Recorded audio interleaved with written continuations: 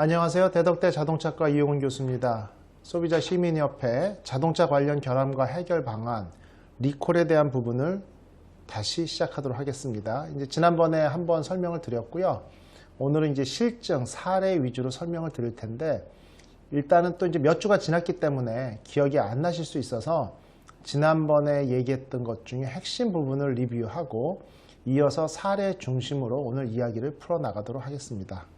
일단 이제 교환 환불 제도는 2019년 1월 1일부터 자동차 관리법 개정에 따라 시행을 하고 있습니다. 그래서 교환 환불 제도 다시 설명을 드리면 자동차 관리법 47조 2항에 의거 국내에서 판매한 신차에 대해서만입니다. 현재는 신차.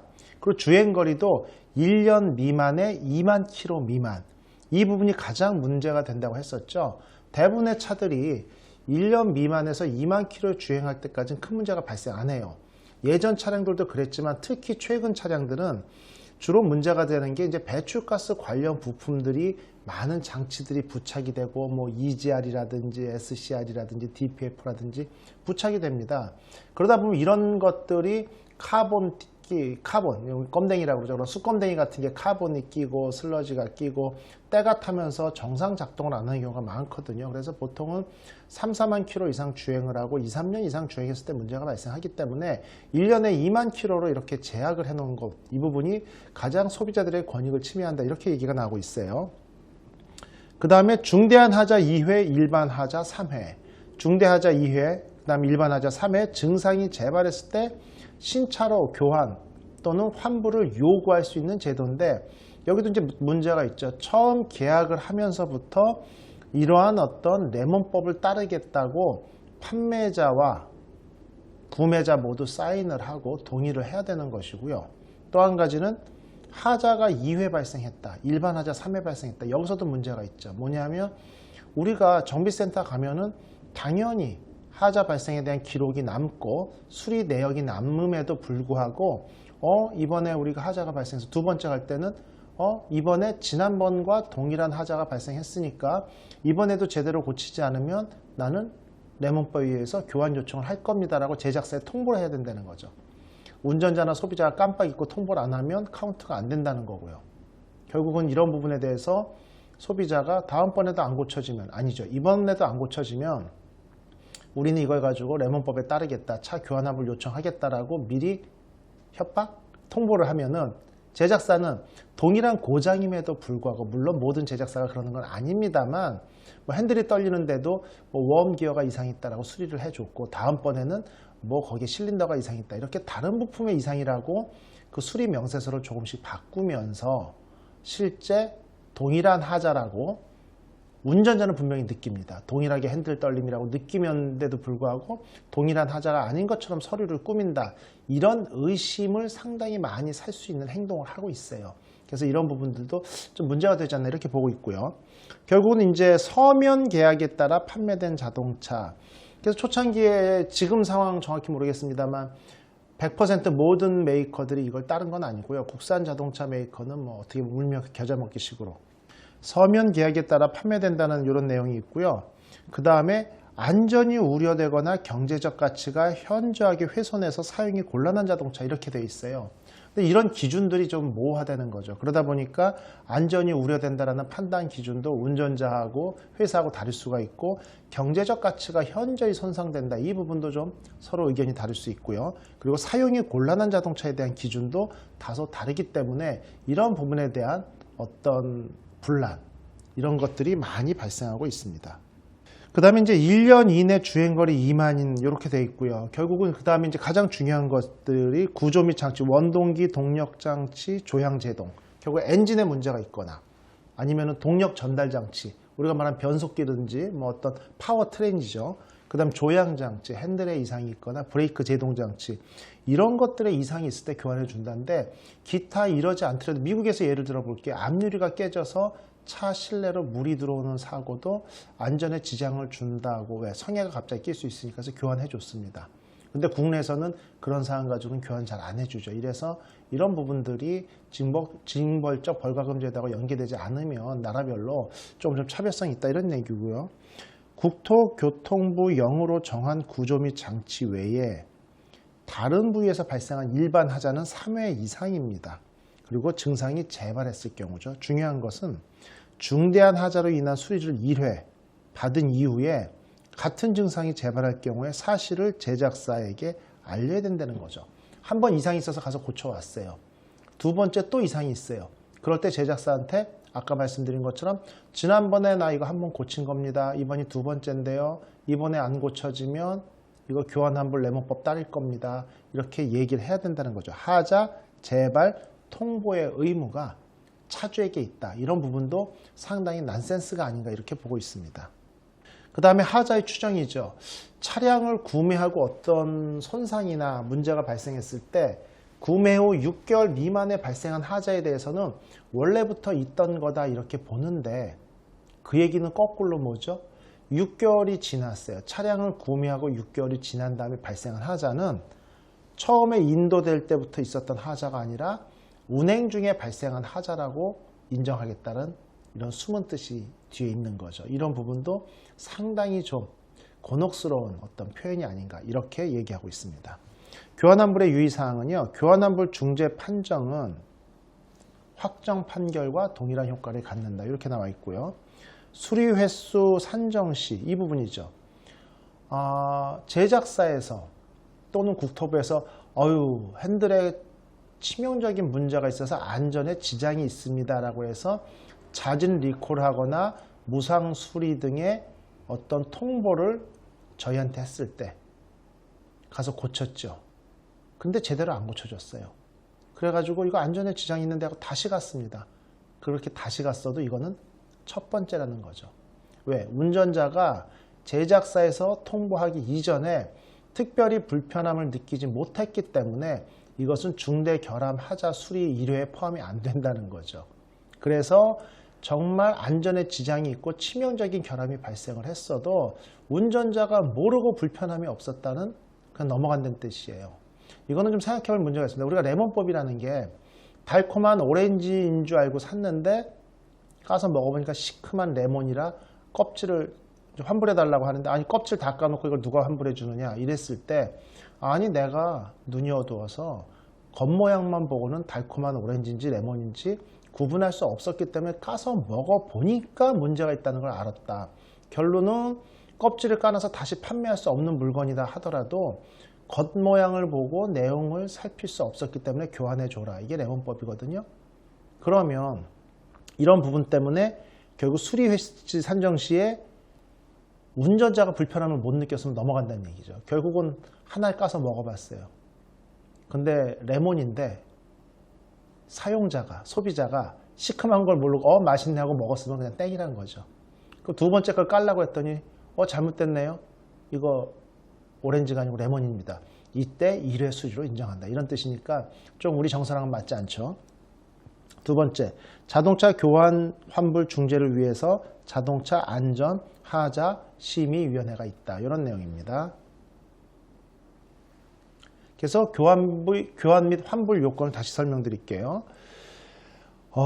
제작자 등이 국내에서 자동차 자기 인증을 하여 판매한 자동차가 자기 인증을 통해 판매한 자동차가 다음 조건을 모두 충족해야 됩니다. 하나뿐 아니고 모두.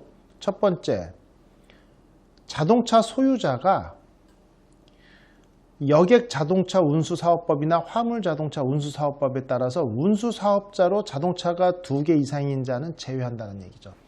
그러니까 제가 현대기아로부터 차를 10대를 구매를 해서 택시회사를 운영하거나 무엇을 운영하거나 이럴 경우에 사업용으로 차량을 2대 이상 가지고 있는 사람은 레몬법 대상에서 제외된다. 이 부분도 좀 이해가 안 갑니다. 왜냐? 차를 여러 대 사서 받은 사람은 차에 결함이 있어도 새 차로 교환을 받을 권한이 없다라는 부분은 정말 이건 좀 이해가 안 가는 부분이죠. 그래서 인도된 날로부터 2년 이내에 신차 교환 또는 환불을 요구할 수 있다. 하자 발생 시 신차로 교환 환불 보장은 서면 계약에 따라 판매된 자동차에 한한다.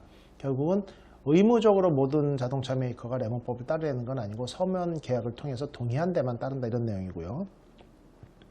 그 다음 원동기 동력 전달 장치, 조향 장치, 제동 장치 등 국토교통부령으로 정하는 구조 및 장치에서 발생한 같은 증상의 하자, 이하 중대하자. 이 같은 증상의 하자라는 것에서 어떤 치팅이나 속임수나 아니면 동의를 구하기 어려운 이런 부분도 분명히 존재합니다.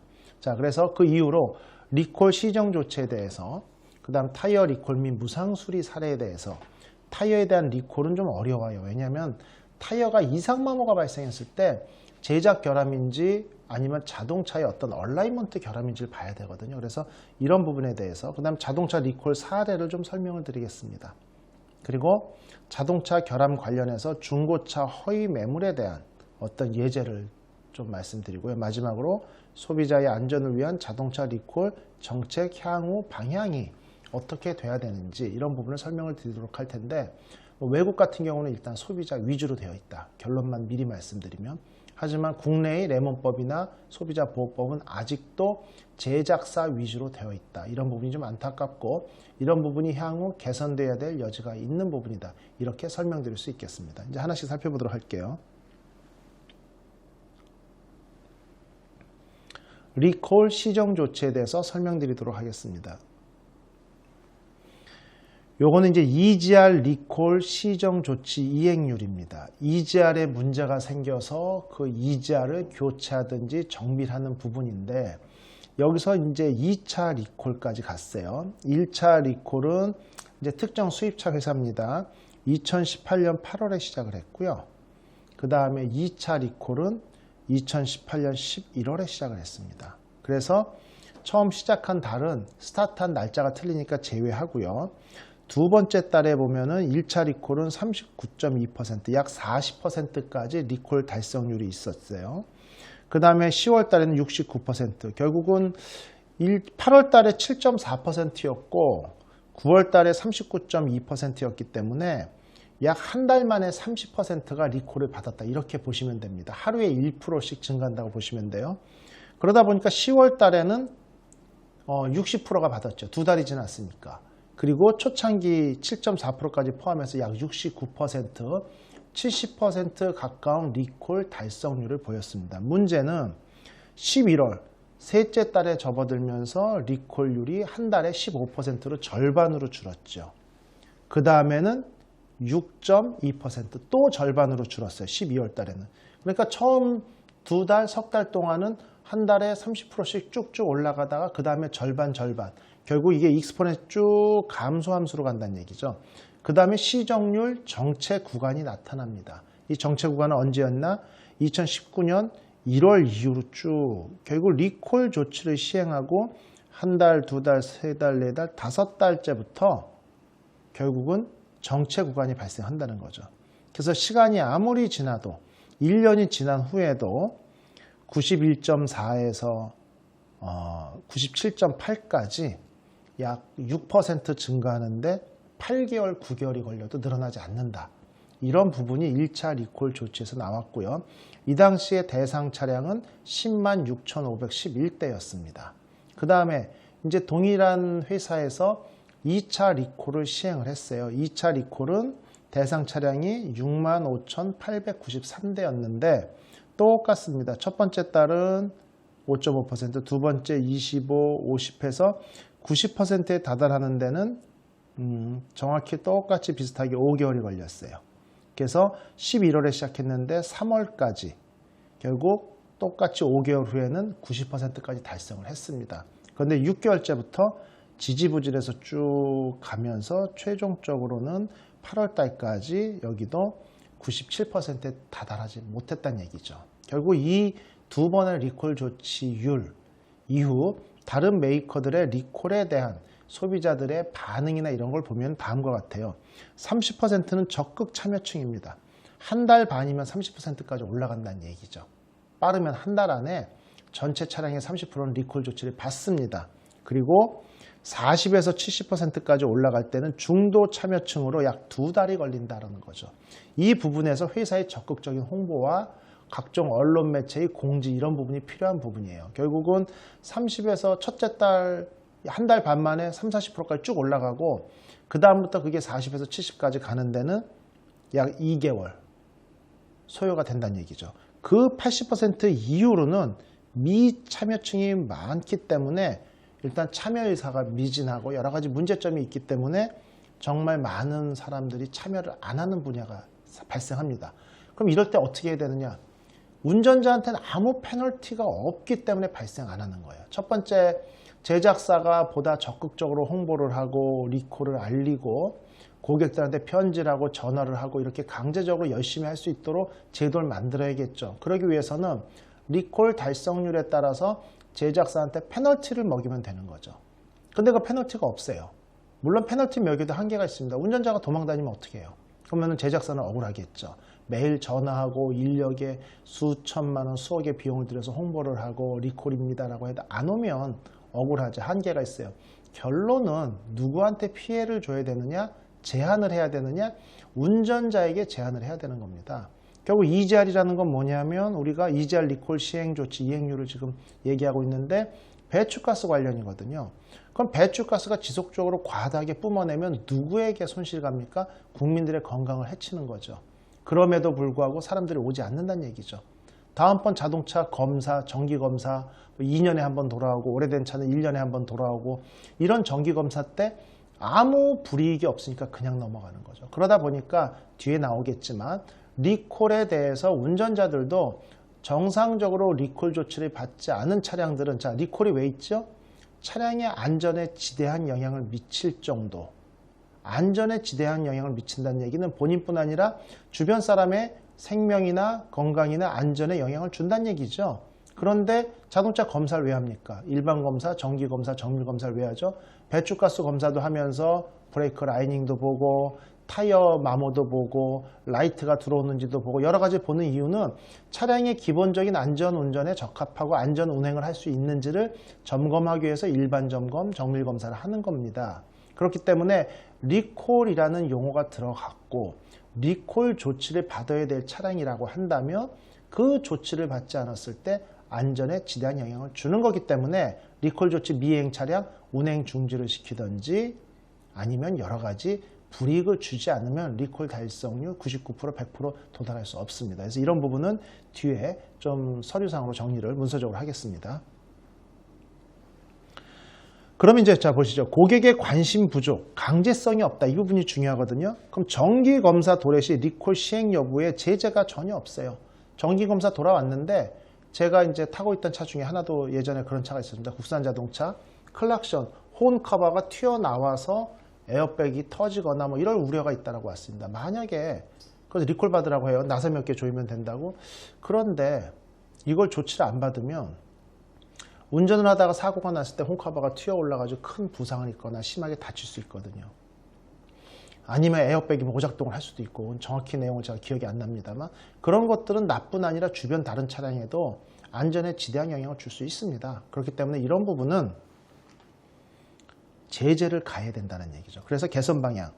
시정 조치를 안 하면 검사 불합격하면 됩니다. 제 차 번호 집어넣으면 뭐뭐뭐뭐 리콜 조치 대상 차량이라고 뜨고요. 리콜 뭐뭐 받았다라고 뜹니다. 안 받은 거 안 받았다고 뜨겠죠. 그럼 교통안전공단, 유관기관이 교통안전공단인데 교통안전공단에서 정기 검사할 때 리콜 대상 5가지 중에 3개 받고 2개 안 받았습니다. 불합격. 리콜 받고 오세요. 간단합니다. 사생활 침해도 아니고요. 근데 이런 조치를 하지 않고 있다. 심각한 문제라고 볼 수 있는 거죠. 그 다음에 결국 리콜의 강제성이 없는 거죠. 강제성을 가지려면 리콜 조치 미이행, 리콜은 차주가 받아야 될 의무가 있는 거니까 차주가 그 의무를 지키지 않고 리콜 조치를 받지 않았다, 중고차로 판매할 수 없다 이렇게 하면 됩니다. 결국 이것들은 국회나 법제처에서 관할해서 법을 만들 수 있는 부분이기 때문에 이런 부분에 대한 어떤 심도 있는 논의가 필요한 시점이 아닌가 이렇게 보고 있고요. 그 다음 제작사, 고객 정보 부재. 제작사가 고객에 대한 정보를 충분히 가지고 있지 않기 때문에 발생하는 문제에 대해서 정리를 했어요. 폐차 및 등록 말소 차량 같은 경우는 소유주 정보 파악이 불가. 당연한 거죠. 등록 말소를 하거나 폐차시켰다? 결국은 이러한 정보가 없다 보니까 이건 국토교통부에서 제작사에서는 연락을 할 수 없어요. 물론 여기서 폐차나 등록 말소한 차량을 왜 이걸 가지고 리콜 조치를 하느냐 이렇게 반문을 할 수도 있겠지만 우리나라에서 뭐 등록된 차량이 2,400만 대라고 하죠. 연구용으로 쓰이는 차들도 상당히 많습니다. 연구용으로 공로, 공도로 일반적인 도로를 운행을 하지 않지만 연구소 내에서 학교 내에서 이런 데서 운행을 하면서 각종 실험에 쓰이는 차량들도 상당히 많거든요. 그런데 저도 학교에 수십 대의 실험용, 실습용 차량을 가지고 있는데 그 중에 하나가 아주 극단적으로 뭐 잘못하면 뜨거운 날씨에 에어백이 뻥 터져가지고 운전자가 다칠 염려가 있다. 근데 실험용 실습 차량은 메이커로부터 기증을 받거나 사올 때 운행을 안 한다고 등록 말소를 하고요. 차대 번호를 벅벅 지우고 들어옵니다. 그럼 이런 차량에 대해서는 관리가 안 돼 있다는 거죠. 소유가 누구한테 가 있는지도 모르고. 그러다 보면은 정말 심각하게 에어백이 터지거나 차량이 폭발 위험성이 있거나 이래서 그 차를 운행하거나 시동을 켜는 자체가 위험한 사태가 있다 하더라도, 현재 있다는 뜻은 아니에요. 있다 하더라도 연락을 할 방법이 없다 보니까 위험에 노출될 수 있죠. 그래서 이런 부분들은 국토교통부를 통해서 그게 폐차나 말소된 차량들도 일정 기간까지는 완전히 폐차시켜서 부품을 뜯어서 다 없애거나, 자, 우리가 폐차장 가도요, 일부 부품들은 재생해서 씁니다. 에어백 모듈 그대로 떼서 쓸 수도 있어요. 근데 이 에어백에 리콜을 받았어야 될 부품이 들어있는데 안 받고 그냥 쓰면 그걸 갖다 교체했을 때 방법이 없죠. 그래서 부품별로 이런 관리도 필요하다, 이런 뜻입니다. 그 다음에 이제 또 개인정보 공유 불가로 미시정 차량을 직접 컨택할 수 없다. 그러니까 제작사에서는 리콜 받으세요 하고 쫙 편집 보내고 합니다만 리콜 안 받은 차를 찍어서 연락을 할 수 없다, 이런 내용이거든요. 그래서 리콜은 마케팅 홍보 활동이 아니니까 유연한 정책이 필요하다. 결국은 개인정보를 누출시키면 제작사에서 그거를 홍보에 쓰고 마케팅에 쓸 수 있기 때문에 안 준다, 이런 내용인데, 리콜 조치는 실제 그게 아니고 안전에 지장을 주는 내용이기 때문에 이런 부분에 대해서 우리가 보다 좀 확실하게 정보를 전달하고 공유할 수 있어야 된다, 이런 내용이고요. 자체 콜센터를 통해 고객 유입의 전문성이 보유하고 있고, 컨택 정보 없는 고객에 대해서 적극적인 유입 활동이 필요하다. 결국 현재 차량 소유주 정보를 공개할 필요가 있습니다. 이건 보험개발에서 관리하면 되고요. 그 다음에 교통안전공단에서는 정기검사 시 리콜 미시정 차량 소유주에게는 제작사의 리콜 동료 연락을 위해서 개인정보 동의서 수집 후에 제작사하고 공유하면 된다는 거죠. 정기검사에서 리콜을 안 받았어. 불합격시키고요. 그 정보를 고객에게 동의 사인해 받고 그 다음 제작사에게 통보를 하면 운전자가 하도 오래돼서 나 이거 리콜 어떻게 받아야 되는지 모르겠습니다, 이럴 수 있거든요. 그럼 동의를 받고 그걸 제작사에 통보를 하면 제작사에서 그 고객에게 몇 년 전부터 리콜 조치 두세 번 하고 끝내서 이제는 더 이상 편지를 안 보내더라도 개인적으로 연락을 해서 어떻게 어디 가서 리콜 받아라, 이렇게 얘기할 수 있도록 조치를 해야 된다, 이런 얘기입니다. 마지막으로 리스사나 중고차, 외부 수리업체 리콜 조치 인식이 부족하다는 거죠. 국토교통부에서 관리를 해야 돼요. 자동차 검사 정비조합 연합회, 리스사나 렌터카 사업조합에 시정조치 공문을 발송을 하는 게 중요하죠. 결국 독일의 경우는 리콜 미실시 차량의 경우 정부에서 운행정지 등의 행정조치를 실시할 수 있어요. 그래서 예전에 우리 BMW 사태 생각나세요? BMW 화재건 나왔을 때, 그 다음에 폭스바겐 배출가스건 나왔을 때 리콜 달성률이 하도 미미하고 이럴 경우에 서울시였나요? 서초구였나? 운행정지 명령, 구청장 명령으로 내리겠다, 이런 얘기들이 있었죠. 그 얘기가 이겁니다. 우리나라도 결국 뭐예요? 규정은 있다는 얘기죠. 근데 그만큼 잘 지키지 않고 따르지 않는다, 이런 얘기가 중요한 포인트가 되겠습니다. 그 다음에 이제 리스 차량 교환 환불. 자, 개선 필요사항들. 리스 차량도 운수사업자 소유로 볼 수 있고 리스 차량에 대한 규정이 따로 없는 거죠. 리스 차량의 소유자는 리스사이기 때문에 자동차 관리법상 레모법에서 제외 대상, 이게 이제 법적으로 구체화돼야 된다, 이런 얘기죠. 그래서 여객 자동차 운수사업법 또는 화물 자동차 운수사업법에 따른 운수사업자로서 소유한 자동차가 2대 이상인 자는 제외한다, 이런 문구가 있는데 이런 부분들이 좀 개선될 필요가 있다, 이런 내용이고요.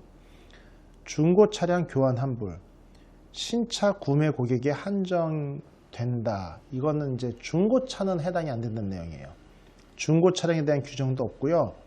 환불 금액의 산정도 불가하다, 이런 부분이죠. 그래서 이게 앞으로 적용될지 모르겠는데 최근에 이슈가 되고 있는 게 대기업 중고시장 참여, 이 부분도요. 결국은 인증 차량을 갖다가 중고 인증 차량을 다루겠다, 이런 부분에서도 같이 리콜 제도도 다뤄줘야 되지 않을까, 이렇게 보고 있습니다. 중고 차량의 경우는 보상 금액에 대한 명확한 산정 근거가 없습니다. 그래서 인증 중고차 제도가 필요한 이유이고요. 환불식에서 총 판매 가격이 아닌 중고 구입 가격 적용이 필요한 거죠. 당연한 얘기입니다. 중고차의 경우 소유자 이전이 있으며 이전 소유자 및 소유자 이전 과정에서 적합성 문제가 대두될 수 있음. 그러다 보니까 이런 일이 있었죠. 옛날에 벤츠였는데 광주 지역이었나요? 야구 배트인가 골프채로 차량에 불만이 있다고 와서 다 두들겨 부숴가지고 차를 엉망으로 만든 경우가 있었어요. 1년, 2년 끌고 다니는데 차는 안 고쳐주고 계속 시동 꺼주고 불안하다고 했는데 안 고쳐주니까 그래서 새 차로 바꿔주는데 2년 동안 고친다고 왔다 갔다 하면서 운행을 못했음에도 불구하고 2년 지난 중고차 가격은 본인이 내야 되는 겁니다. 결국 1억짜리 차였는데 현 시세가 2년 지났기 때문에 문제없는 차가 7천이다 이러면 메이커에서는 새 차로 주면서 나는 7천만 원어치만 주는 거니까 3천은 네가 내라. 이런 부분이에요. 좀 억울할 수 있죠. 아무 문제 없이 차를 2년 동안 탔다? 이해 갑니다. 그런데 차량이 계속 시동 꺼지면 문제가 발생해서 2년 동안 쉬지 않고 수리를 하러 다닙니다. 특히 수입차 같은 경우는 어떤 부품이 있네 없네 예약 날짜가 잡히네 이래서 2달 후에 오세요 3개월 후에 오세요 이런 일이 비일비재하거든요. 이렇게 수리 일수가 늘어나면서 실제 운행 시간은 얼마 되지 않음에도 불구하고 2년이 지났기 때문에 2년 동안의 감가상각은 네가 물어내라 뺀다 이런 부분들이 소비자들이 상당히 억울하다 이렇게 표현하고 있습니다. 하자 차량 소유자가 매매 계약을 체결할 때 교환환불 중재를 신청할 때 국토교통부 0으로 정하는 바에 따라 교환환불 중재 규정을 수락한 경우입니다. 아까 말씀드렸죠. 계약서에 판매자와 구매자가 각각 사인을 하고 동의를 구한 경우에만 이 레몬법의 영향을 받는다. 이런 내용이고요. 차량 환불식은 교통부에서 정해놨어요. 환불 금액은 총 판매 가격분의 환불사 주행거리를 16만이라는 게 결국은 이제 충분히 다 탔다는 게 16만이죠.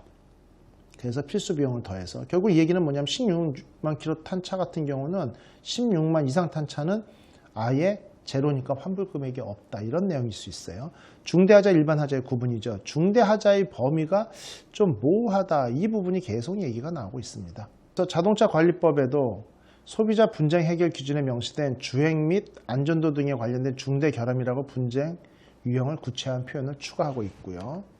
그 다음에 원동기 동력 전달 조향 제동 장치 등으로 중대하자라는 걸 아주 정해놨습니다. 그래서 중대하자에 대한 범위나 이런 것들에 대한 컴플레인이나 이런 어떤 모호한 이런 부분들이 존재하고 있어요.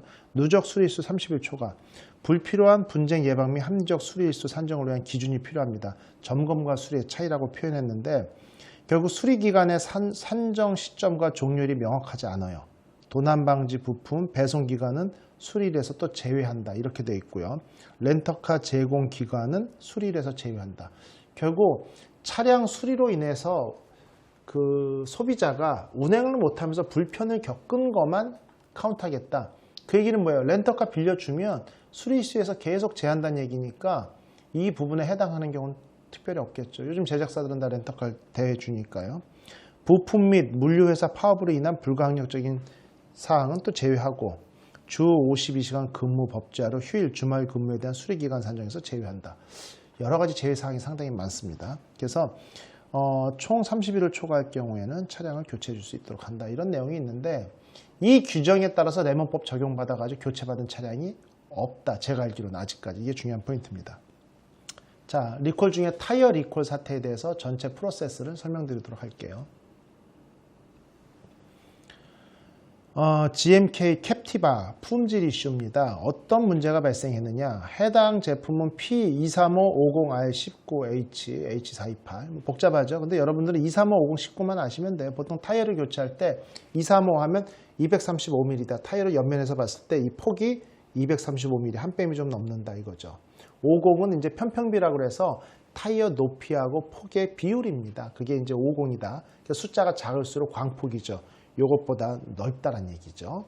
19는 휠이 19인치다 이런 내용입니다. 이 2355019 타이어가 16건이 보상이 요청이 들어온 거죠.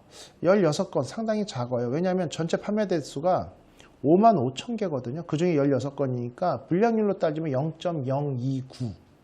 원래 보통 리콜이나 아니면 불량을 제작사에서 차량이나 부품을 만들다가 국토부에 보고하는 기준이 1.5%의 불량률 발생 시에 리콜 조치를 해야 됩니다. 그런데 메이커들은 대부분 이제 소비자의 안전이나 보호를 위해서 0.5에서 0.7 정도, 결국은 국토부에서 정한 리콜 보고 의무 기준의 2분의 1에서 3분의 1이면 리콜 조치를 시행을 해요. 근데 그렇게 따지면 이 경우는 상당히 좀 작은 경우죠.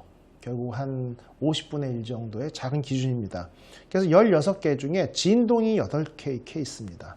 진동이 상당히 심해서 나 이거 힘들어서 타이어 못하겠다. 두 번째가 단차 마모, 힐앤토가 발생했다. 힐앤토 어려운 용어 같지만 그 타이어 보면 이렇게 홈들이 있죠. 물 빠짐 홈 옆으로. 그런 데가 약간 너덜너덜해지는 걸 힐앤토라고 합니다. 그 다음에 쏠림 현상이 2건, 그 다음에 이상 마모나 그 다음에 럼플렛, 기타 해서 16건이 있었어요. 그래도 이제 그 다음 또 한 가지 트레드 칩 컷 관련, 트레드 칩이 커팅된다는 게 7건이죠. 그래서 접수 기간도 나왔고요. 문제는 이제 총 7건 중에 5건이 어느 지역에서 이제 접수되었는지가 쭉 지역이 나오고요. 그래서 납품 개시 이후 4년간 칩컷에 대한 리턴은 0건으로 안정적인데 갑자기 최근 4월부터 2개월 동안 집중적으로 접수됐다 이거죠. 동일한 제품을 판매를 했는데 최근 2개월간 집중됐다. 그러면 롯들별로 몇 번째 주에 생산된 타이어가 문제다. 이렇게 예상할 수 있거든요. 접수된 타이어의 생산 이력은 2013년 6월부터 52주까지로 시기별 제조 문제를 보기 어렵다. 이 부분도 포인트입니다. 왜냐하면 2013년 6번째 주부터 52번째 주까지면 토탈 46주입니다. 12개월 거의 가까운 시기까지 11개월? 이 정도까지 생산된 제품에서 몇 개가 집중적으로 2개월 안에 발생했다. 이 얘기는요. 타이어의 품질 문제일 가능성이 낮다는 얘기죠. 낮고 오히려 이렇게 컴플레인이 들어왔는데 그 타이어들이 대부분 특정 DOT 넘버 몇 년 몇 월 생산분인데 같은 기간에 집중되어 있다면 품질 문제일 수 있어요. 원 소재 문제나 재료 배합 문제 여러 가지 있을 수 있죠. 그런데 1년 동안 생산된 타이어인데 그것들이 막 타다가 납품이 돼서 사람들이 타다가 집중적으로 2개월 동안에 갑자기 집중적으로 접수됐다는 얘기는 그 타이어가 장착된 이후에 일정 기간 동안 주행거리가 도래하면서 집중적으로 그 정도 주행거리가 됐을 때 문제가 발생했다. 이렇게 해석될 수 있어요. 그러면 그건 타이어 문제일 수도 있고요. 자동차의 얼라이먼트 문제일 수도 있고 두 가지로 나뉠 수 있습니다. 그래서 이제 패턴을 보면요. 이 타이어 같은 경우는 해당 패턴은 북미에서 4년간 140만 개가 판매됐는데 2건의 교체 요청이 있었고요. 내수에서는 15만 개가 판매됐어요. 약 10분의 1이죠. 근데 0건이 있었다 이런 내용이죠. 그래서 동일한 패턴에 대해서 전체 규격의 리턴율은 뭐 극히 양호한. 메이커 입장에서는 아니 140만 개 팔렸는데 2건 교체 들어왔다고 설계가 잘못됐다? 용납할 수 없죠. 받아들일 수 없죠. 판매량 대비 북미는 0.001%고요. 내수는 동 규격을 제외하고는 시장에서 리턴이 전혀 없었다는 거죠. 결국 패턴, 마모는 패턴 문제에서 발생하는데 패턴이나 재료 문제가 아닐 수 있다. 이런 내용을 여기서부터 우리가 증명할 수 있습니다. 타이어 패턴에 따라서 마모율이나 이런 게 달라지기 때문에. 그래서 이제 이런 부분에 대해서 품질 이력을 또 조회해 보니까 뭐 결국은 전혀 문제가 없지 않았을까. 이런 내용을 예측할 수 있고요. 그래서 개발 시 실차 2만 킬로 테스트 이상 마모가 없었다는 거죠. 프론트 레프트, 프론트 라이트, 리어 레프트, 리어 라이트 해가지고 이제 타이어를 비교를 해 본 겁니다. 그래서 개발 당시 2만 킬로 실차 테스트 종료를 했는데 타이어에 이상이 전혀 없었다. 결국은 트레드 컴파운드 필러는 카본 블랙으로 칩컷 성능에 매우 유리한 컴파운드였다. 결국 재료의 재질 문제는 아니다 이런 내용이죠. 하지만 재질 문제가 아니다 하더라도 배합 문제일 수 있습니다. 타이어가 어려운 게요. 20가지 이상의 컴파운드 재료를 섞어서 만들다 보니까 그것들이 고르게 균일하게 배합이 안 되고 한쪽에 재료가 쏠리거나 한쪽에 편중될 수 있습니다. 그러면 성능이 달라질 수 있어요. 그래서 이런 부분은 좀 다른 내용이라고 볼 수 있습니다. 그래서 캡티바 고품 타이어 분석을 해봤어요. 이슈가 이런 게 유형이죠. 여기하고 여기하고 완전히 다르죠. 여기는 이렇게 둥그렇게 마모가 아주 심하게 되고 여기는 괜찮고 이런 부분이 발생한다라는 거죠. 그래서 이런 부분들이 발생하는데 보면은 이쪽은 홈이 좁고 여기는 넓어져 있죠. 여기는 좁고 넓어져 있고 좁고 넓어져 있는 이런 상태들이 반복된다는 얘기거든요. 그래서 이거는 뭐냐면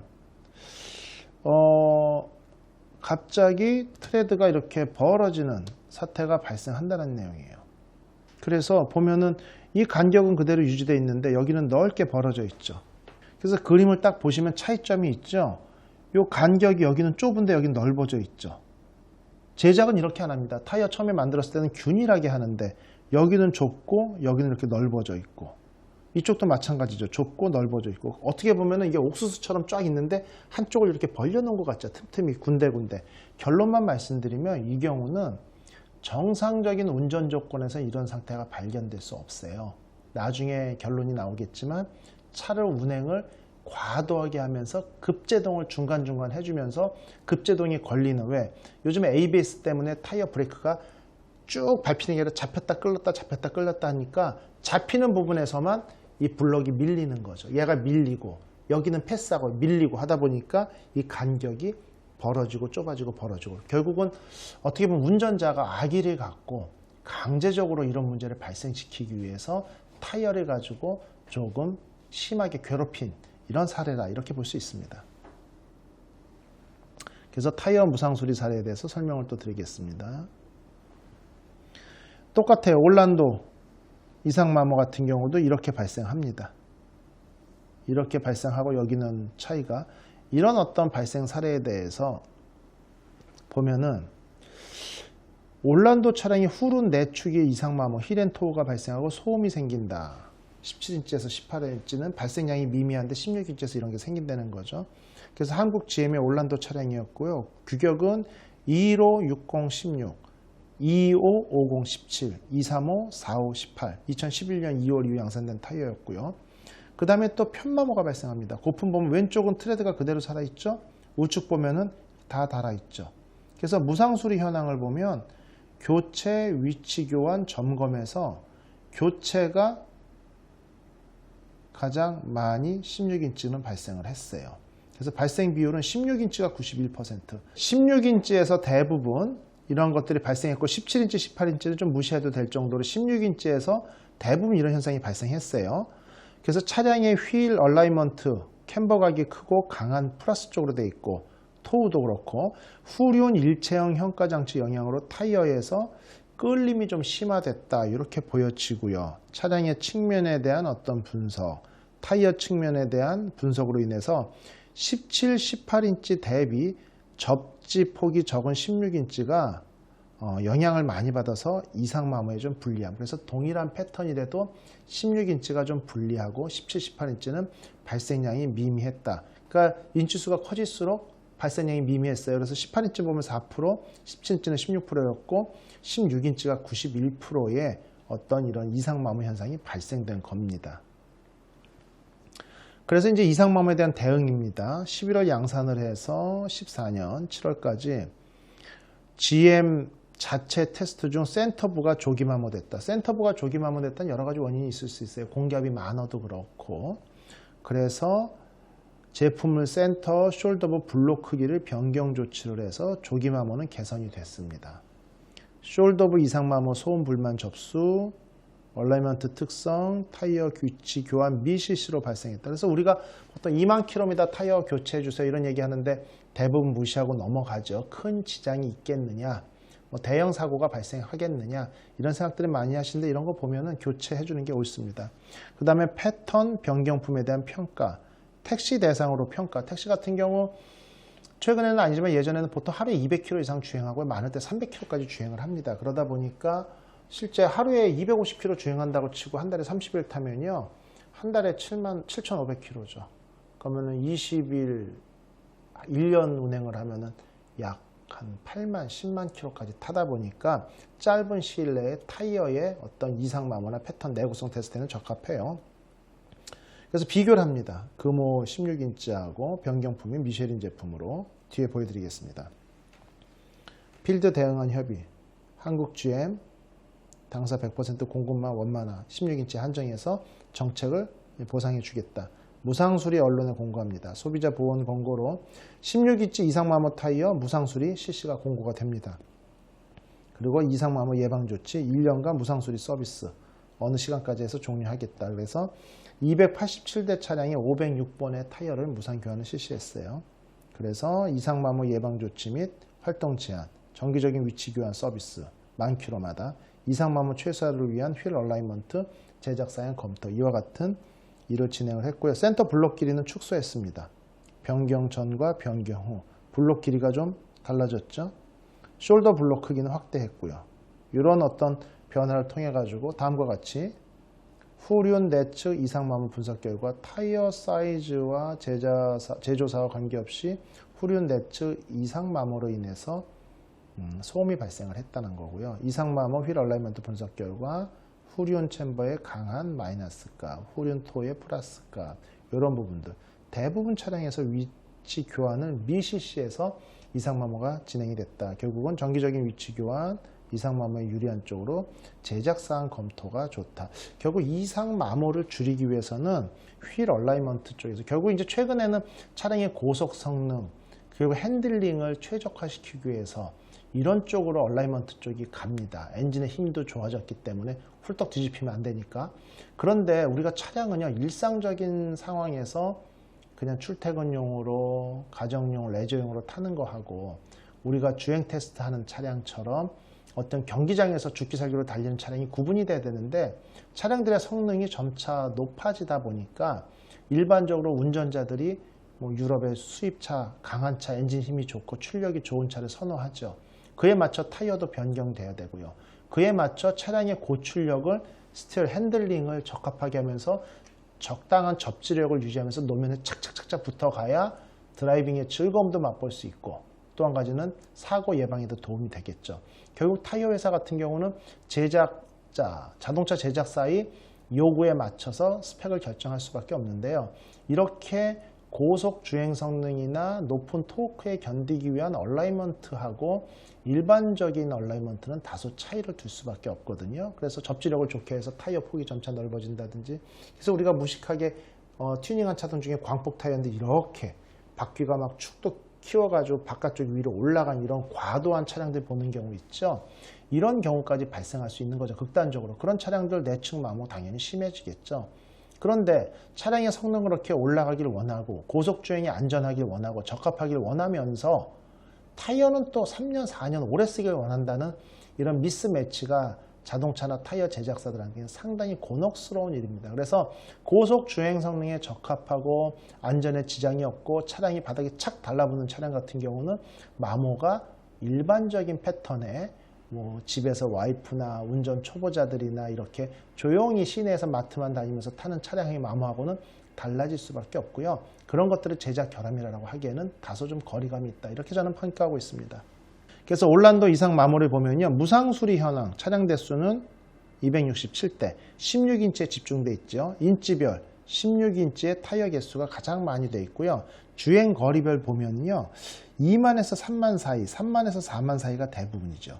결국 그 미만에서 발생하지 않았다는 얘기죠. 결국은 위치 교환 안 했을 경우에 약 2만 킬로에서 발생했다. 그러니까 실제 이 부분을 그럼 타이어를 그렇게 마모되지 않도록 만들면 되지 않으면 만들 수 있습니다. 근데 타이어라는 것은 이렇게 마모가 잘 되고 이렇게 만들기 위해서 한 게 아니고 다른 어떤 A라는 성능을 좋게 해서 만들다 보면 다른 성능이 다소 떨어지는 거예요.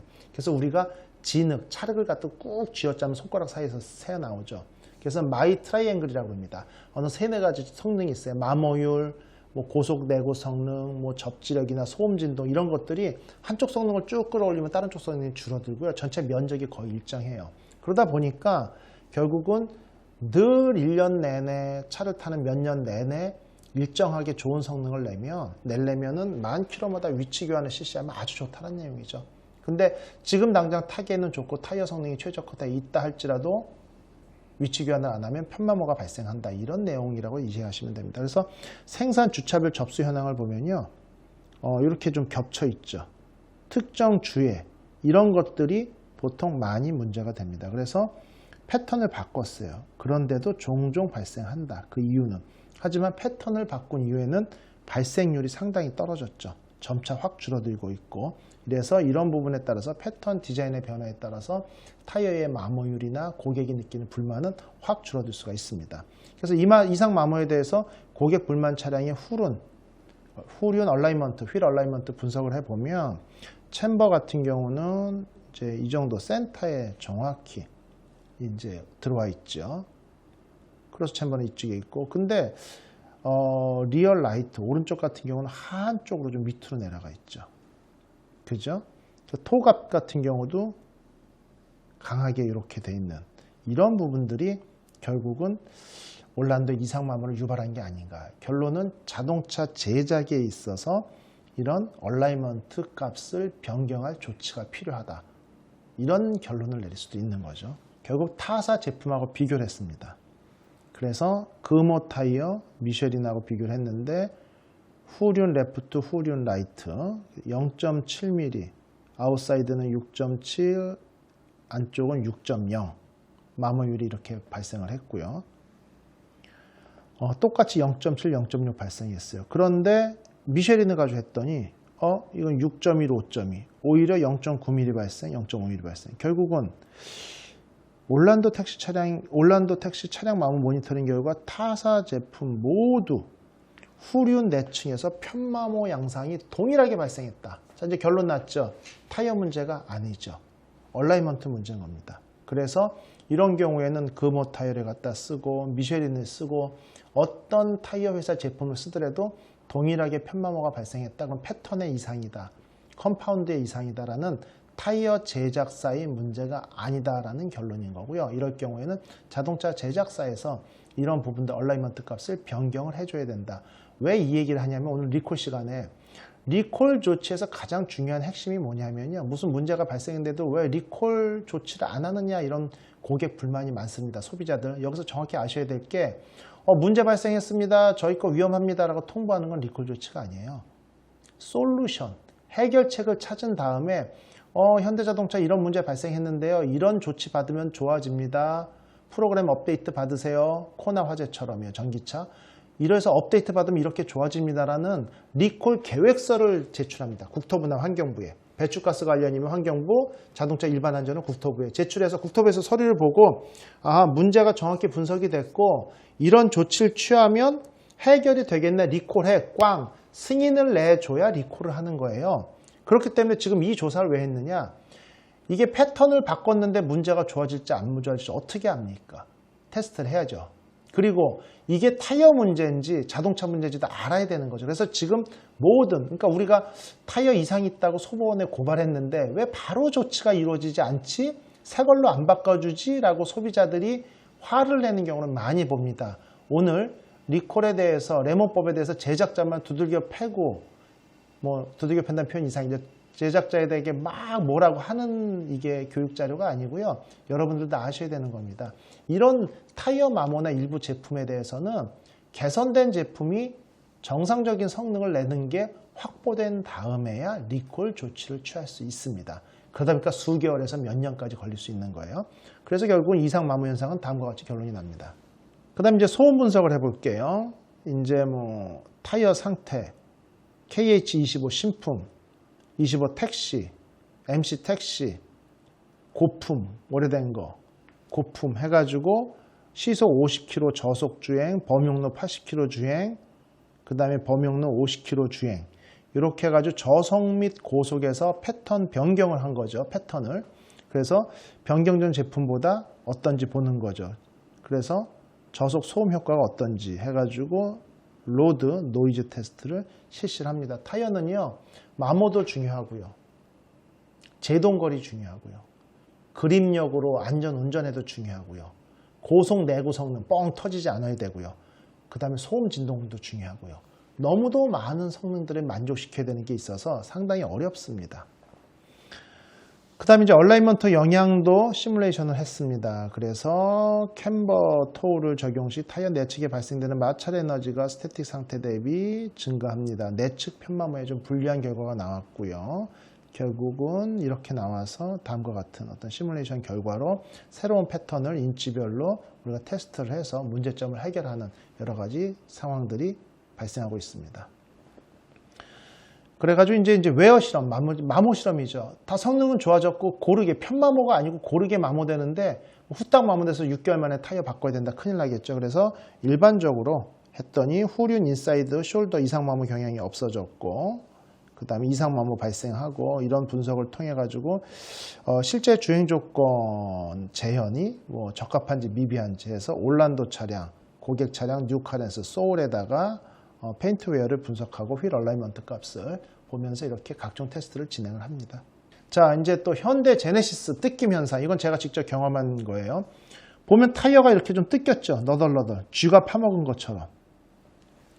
큰일 난 거죠. 현대 제네시스가 그 당시에 몇 년 전인데 제네시스 브랜드로 일단은 새로운 도요타의 렉서스처럼 제네시스 브랜드로 고급 브랜드를 브랜드 안에 브랜드로 내세우면서 이런 제네시스 모델을 출시를 했는데 타이어가 너덜거리는 거예요. 타이어 주차해놓고 주차장에 딱 가서 삑삑 하고 봤는데 타이어가 이렇게 이빨처럼 너덜너덜하는 그런 어떤 모양새가 보이니까 고객들이 불만을 제시한 거죠. 이거 타이어가 왜 이 모양이냐 이렇게 제시된 겁니다. 그래서 이제 신형 제네시스에 장착된 타이어에서 이 타이어는 한국 타이어 거였습니다. 제가 그 상황을 너무 잘 알기 때문에. 그래서 동호회 중심으로 고객 불만사항이 접수가 됐고요. 현대자동차 및 한국타이어로 불만이 접수돼서 공동 조사 착수했고 소비자 소보원에 접수된 내용과 동일합니다. 그래서 타이어 성능 육성을 위해 적용된 신커프, 커프가 뭔지는 말씀을 이따 드리겠고 타이어의 각종 성능을 올리기 위해서 타이어를 보면 밑으로 이렇게 홈이 파져 있는데 그 홈의 모양을 개선을 했거든요. 그러면 마모가 좀 돼도 성능이 좋아지고 새 타이어처럼 제동이나 그립력이 좋아질 수 있도록 이 커프를 새로 개선을 했는데 거기에서 뜯김 현상이 발생했다 이런 내용이죠. 그래서 이제 새 타이어를 가지고 옵니다. 트레드 뜯김에 대한 성능 저하가 없는 것으로 이제 판단되는. 그래서 이제 숄더부 결국은 커프 단면 현상을 변경하죠. 근데 저는 이 부분이 좀 아쉬워요. 결론만 말씀드리면 새로 만든 커프가 뜯김 현상이 발생을 했어요. 그런데 새로 만든 커프는 기존 커프 대비 타이어가 오래 타서 마모가 돼서 15,000, 20,000, 25,000 타도 성능이 새 타이어처럼 잘 유지되도록 특별하게 만든 겁니다. 그러면 뜯김 현상 너덜거림만 없으면 더 좋은 타이어가 맞는 거죠. 그런데 이 뜯김 현상이나 너덜거림이 영원히 유지되는 거면 문제가 되겠죠. 근데 이 뜯김 현상이 6,000에서 10,000km까지만 너덜거리고요. 그걸 넘어가면 매끈해집니다. 다 닳아서 없어지면 그 다음부터는 티가 안 나거든요. 제 말씀은 뭐냐면 6,000에서 10,000km 주행할 때 요때 잠시 보기는 안 좋지만 그 이후에는 새 타이어처럼 성능이 좋은 타이어의 성능을 유지할 수 있음에도 불구하고 이런 새로운 기술을 받아들이지 못하고 다시 과거로 회귀한 이런 어떤 소비자의 마인드나 현대자동차의 소비자 보호를 위한 고객 만족 서비스의 방향이 저는 잘못됐다고 보는 겁니다. 왜? 제네시스 같은 경우는 토크나 어떤 마력수가 높은 고성능 차량으로 출시를 했고 그럴 경우에 이런 뜯김 현상이 발생할 수 있거든요. 그런 현상이 발생했을 때 고객들에게 6,000에서 10,000km 주행하고 그 이후부터는 괜찮아집니다. 보통 연간 서울시에서 연평균 주행거리가 14,000km이기 때문에 약 5분의 1이니까 3개월만 타시고 그때도 이런 마모가 계속 유지되면 그때 교환해 드리겠습니다 해도 아무 문제가 없다는 얘기죠. 그럼에도 불구하고 눈에 보기 안 좋다고 이걸 교체했던 것은 저는 좀 좋은 케이스라고 보진 않아요, 실은. 그래서 이제 뭐 실차 테스트 결과까지 거쳐서 남양연구소에서 설계팀과 시험팀이 같이 봤는데 이슈는 요거죠. 커프가 이렇게 만들어진 거죠. 이렇게 지그재그로 톱니처럼 바꾼 거는 일자형 일반 규격입니다. 요거는 신커프고 에어패스가 여러 개가 있어요. 그 에어패스가 여러 개가 있다 보니까 그것들이 톡톡톡 뜯겨서 이런 모양이 된 거죠.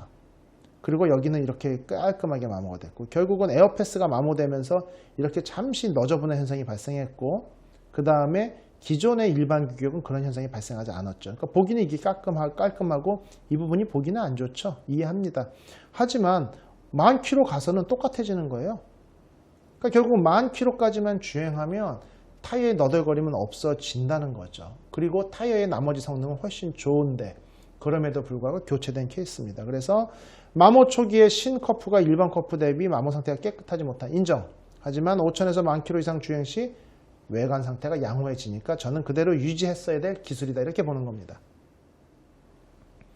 그러니까 성능 조건 2014년 6월에 한국타이어 금산에서 테스트를 했고요. 뭐 어떤 시험 결과 고품 타이어 형상이 동등 수준으로 나타난다. 결론 스티어링 및 핸들링 성능 문제가 없었고요. 라이드, 임팩트 여러 가지 성능들이 다 동등했고 노이즈, 품격, 필링상 유사 수준, 뜯김 저하가 없다 해가지고 이제 다시 패턴이 바뀌게 됩니다.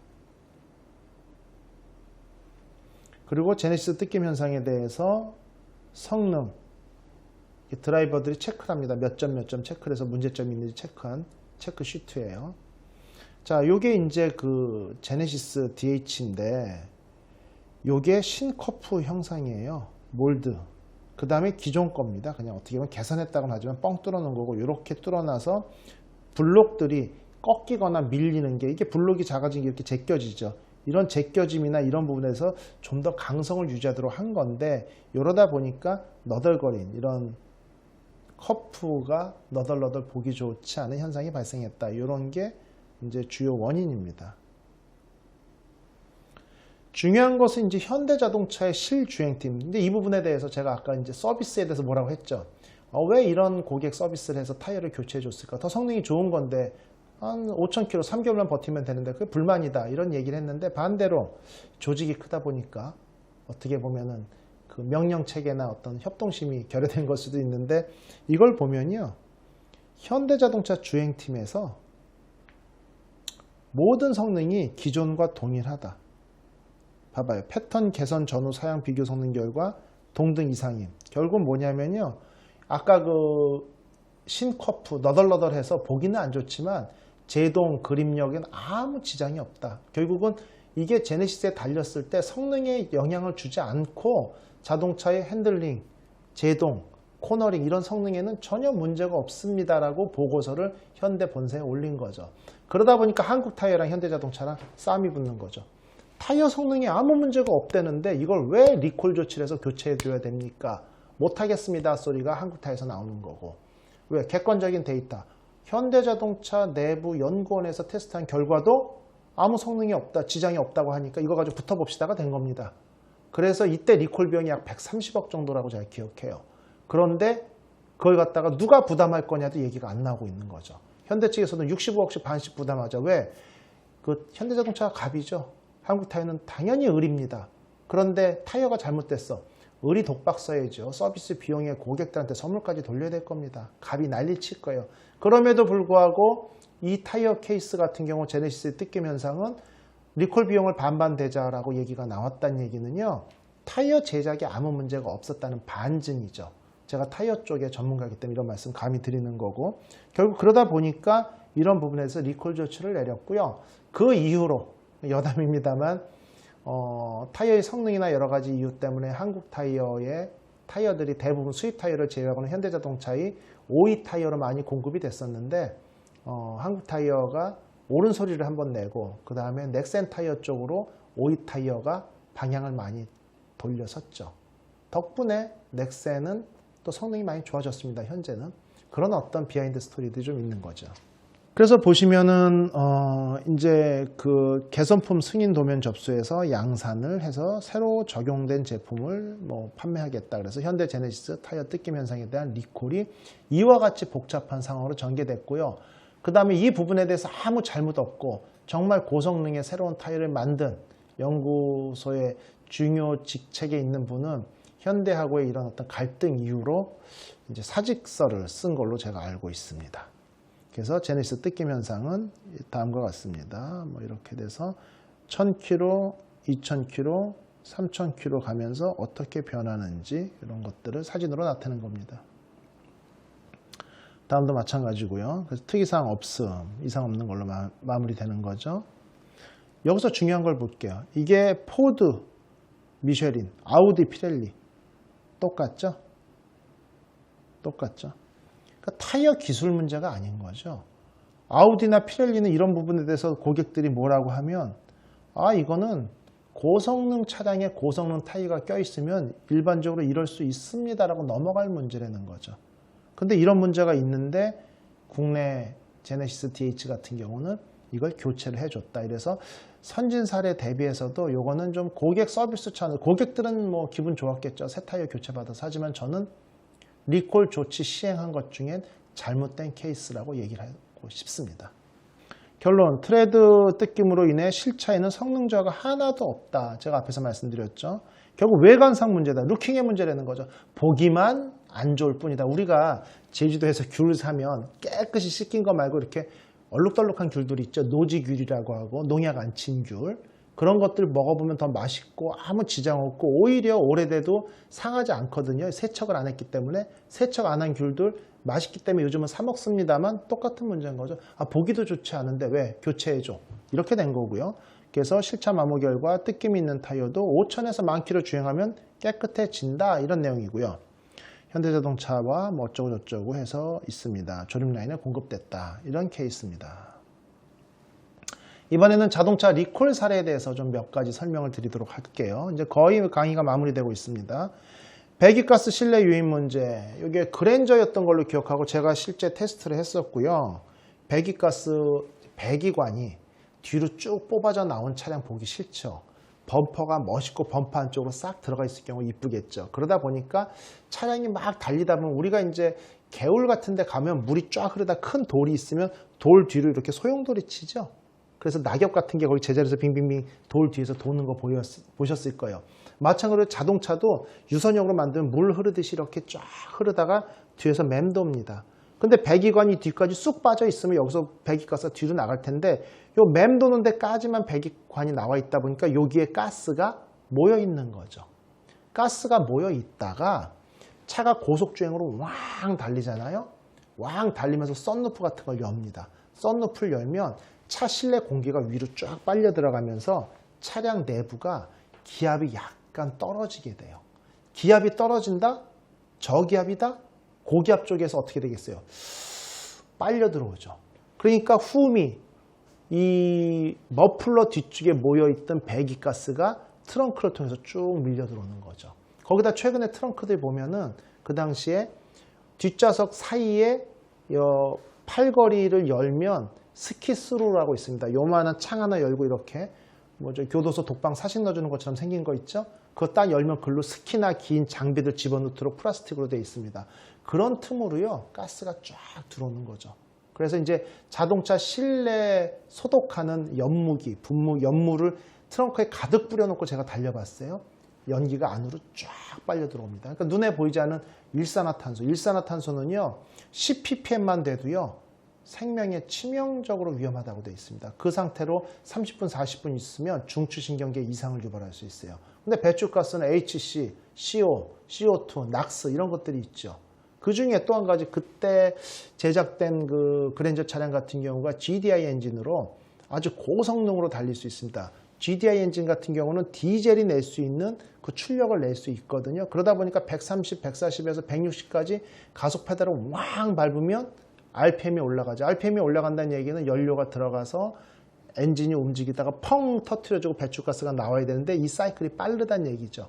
연료가 들어가서 펑 터지고 불이 다 탄 다음에 재가 나와야 되는데 타기 전에 새로운 가스가 나온다? 불완전 연소가 된다는 얘기죠. 그래서 배출가스 농도가 심하게 심해지고 이산화탄소, 일산화탄소 농도가 심하게 뒤로 나오는데 그게 쭉 뒤로 안 빠지고 거꾸로 트렁크를 통해서 운전석이나 실내로 들어온다? 결국은 제가 직접 테스트했는데요. 대전을 삥삥 돌면서 카메라 감독이 어지럽고 구토증이 나서 촬영을 못할 정도로 배출가스가 심하게 실내에 유입됐습니다만 중요한 거 리콜 조치 안 했습니다. 자동차 누수 이 부분도 제가 이제 관여를 했어요. 그래서 산타페라고 해서 우리가 뭐라고 옛날에 했죠. 수타페 해가지고 제가 MBC 불만제로였던 것 같습니다. MBC 불만제로에서 나가가지고 현장에 가서 차의 그 용접 부위나 이런 철 이렇게 용접하고 접합한 부위가 문제가 단차의 마모 때문에 문제가 있는지도 직접 조사라고 했었는데 결론은 소비자들한테 뭐 아주 나이스하고 긍정적인 결과는 나오지 않았고요. 중요한 건 방송국도 이렇게 좀 치명적인 제작사의 잘못된 것을 방송에 하고도 뭐 광고가 끊기면서 좀 어려운 사태도 발생을 했고 뭐 그런 부분인데 이런 부분에서 누수 부분 이게 중간에 금형이 다시 제작되면서 개선은 됐습니다만 전체 리콜 조치에 대해서는 웨더 스트립 같은 걸 새로 바꿔주고 그 부분에 실링을 잘해줘서 물이 새어 들어가지 않게 해줬지 근본적인 원인인 단차를 조정한 그러려면 차 프레임이 다 바뀌어야 되거든요. 그렇게 큰 비용이 들어가는 이런 쪽에 대한 리콜은 아니고 단지 물이 들어가지 않는 쪽의 리콜 조치로 마무리가 됐습니다. 기아 소렌토 부식 리콜 없다 무상 수리만 있을 뿐 결국 이제 우리 이런 차체 철판이나 이런 것들이 부식이 많이 발생하는데 결국 도장 문제일 수도 있고 원 강판의 소재 불량 문제일 수도 있는데 이런 부분들이 대부분 이런 부식은요 차량 구매하고 1, 2년 안에 발생 안 해요. 5년, 7년, 10년 있다 발생합니다. 결국 보증 수리 기간이 끝났죠. 그러다 보니까 이런 부분에 대해서는 고객이 불만이 많고 제작 결함이 인정된다 하더라도 무상 수리만 있을 뿐 리콜은 없었습니다. 이런 부분 상당히 부식이 심해서 그냥 서스펜션 마운트가 주저앉은 모습들을 보이고 있습니다.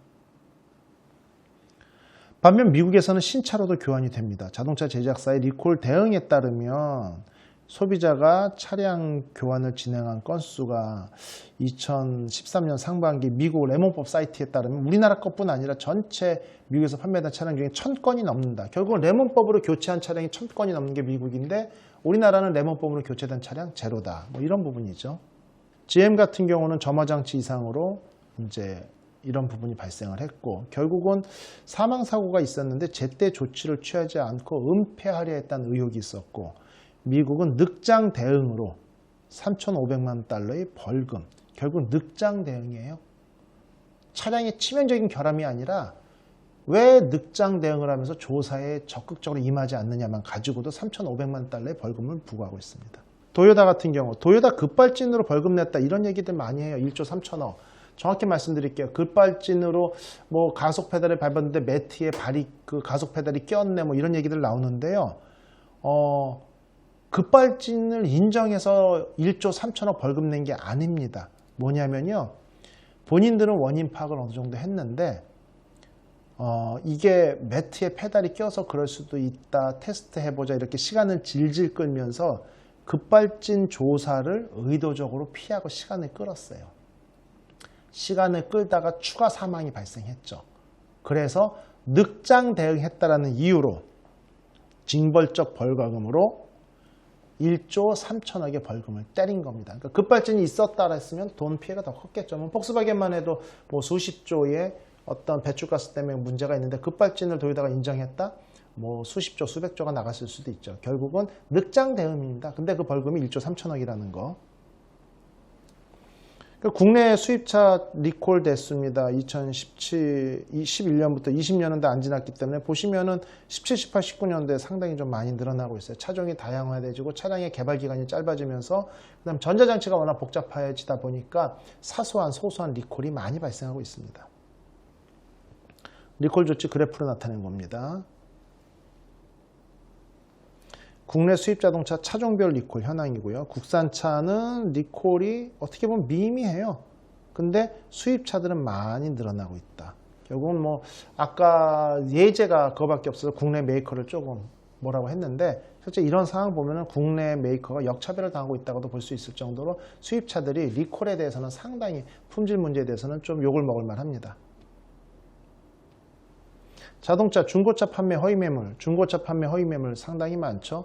허위 매물, 허위 광고, 소비자 피해가 급증하고 있고 자동차 관리법이 이제 개정이 됐습니다만 시행 규칙에 대해서 500만 원 이하의 벌금, 2년 이하의 징역, 그 다음에 영업 정지 이런 것들이 있는데 지켜지지 않는 게 문제고 또 명의만 변경하면서 지속적으로 피해를 입히는 이런 것 때문에 최근에 이게 뭐 옛날 자료지만 최근에 올해 들어서 중고차 시장에 대기업이 진출해야 된다 이런 여론이 형성되고 있고 국민의 80% 이상이 원하고 있고 저도 그 부분에 대해서 많은 의견을 내고 있습니다. 그래서 자동차 이력, 판매 정보 등은 다음과 같다라는 것이고요. 허위 매물에 대해서는 관련 기관의 철저한 단속이 가장 중요한데 인프라가 부족해요. 그 다음에 징벌적 처벌 제도나 벌금이 부족하다 보니까 이런 부분에서 허위 매물, 침수 차량, 중고 매물 이런 부분에 대한 문제점이 개선이 안 되고 있습니다. 그래서 소비자 안전을 위해서 리콜이 어떤 방향으로 돼야 되느냐. 리콜 실시를 했어요. 여론조사를. 그랬더니 리콜에 대해서는요. 자진적으로 리콜하면 좀 긍정적이다 이거죠. 강제 리콜했을 때는 긍정적이지 않다 이거죠. 권고 리콜도 결국은 리콜은 스스로 하는 게 제일 좋다 이건 내용이고요. 사람들이 매출 감소에 어떤 영향을 끼치느냐. 차라리 자진 리콜할 경우에는 매출 감소가 적을 것이지만 강제 리콜할 경우에는 점점 올라갈 거다. 결국은 리콜은 솔직히 이실직고 해라. 이런 내용이 소비자들의 어떤 긍정적 인식을 심어줄 수 있는 방향이라고 조사되고 있고요. 결국 리콜을 근데 메이커가 왜 안 하느냐? 소비자 언론이 리콜했다라는 게 품질 문제가 아주 저급하다라는 부정적 인식이 있다 보니까 결국은 이런 부분에 대해서 리콜을 꺼리고 무상수리로 가려고 하는 게 아닌가. 그래서 강제 리콜 시에는 좋지 않으니까 자발적인 리콜을 행해라 라는 내용들에 대해서 여러 가지 여론조사 결과가 나왔습니다. 그 다음에 기업의 47%만이 리콜 전담 부서를 설치했고 규모가 작을수록 결국은 리콜 조치에 미진하다. 이런 내용이고요. 중소기업의 41%는 리콜 업무를 위한 규정 절차까지도 아예 없고 소비자들은 인식 변화가 가장 필요하다. 아까 말한 것처럼 부정적인 인식을 가질 필요가 없다. 이런 내용입니다. 그 다음에 강제 리콜 시 매출 감소 및 비용 부담에 대한 부담이 상당히 없다. 결국은 공개 리콜, 그 다음에 자발적인 리콜만이 소비자의 마음을 얻을 수 있다. 이런 내용이고요. 소비자 안전을 위한 리콜 정책 방향. 외국 같은 경우는요. 제작사에 대해서 엄격한 처벌이 있는데 우리나라는 자동차 리콜 절차 및 사후 관리가 좀 미흡합니다. 미국은 소비자의 안전을 최우선으로 해서 법을 만드는데 우리나라는 소비자의 안전보다는 사안에 따라 국토부가 다른 결정을 내리고 여기에는 제작사의 입김이 상당히 많이 작용하고 있습니다. 그래서 이제 국내 기업 소극적 리콜, 자진 리콜 이 부분은 다소 긍정적이다 이런 내용이고요. 리콜 활성화를 통해 소비자 안전을 확보하기 위해서는 소비자와 기업의 인식이 개선이 필요하고 리콜을 지원 촉진할 수 있는 제도 마련이 필요하다 이런 내용입니다. 종합적으로. 자, 소비자의 안전 보장, 기업의 이윤 보장을 위해서 올바른 리콜 제도를 마련하는 게 시급하다. 이게 오늘의 결론이고요. 자, 이상 두 번째 차수, 2차 시 리콜에 대한 사례를 중심으로 말씀드렸는데 포인트는 뭐냐면 정부나 관련 기관은 소비자 중심의 리콜 제도를 만들어 달라. 리콜이나 한국형 레몬법이 규정이나 이런 사례가 좀 미미하고 애매하다. 그래서 이걸 명확히 표시해 달라. 결국 소비자 중심으로 소비자의 피해가 최소화될 수 있도록 해달라. 그리고 소비자들에게 드리고 싶은 말은 앞서 장황하게 설명드린 리콜 사례를 보신 것처럼 리콜 조치까지 시간이 걸릴 수밖에 없는 부분도 있습니다. 그래서 기업체가 늑장 대응하는 것은 아니니 그에 대해서 좀 기다려 달라. 리콜에 대한 정확한 이해를 위한 2차 시 강의였습니다. 이상입니다.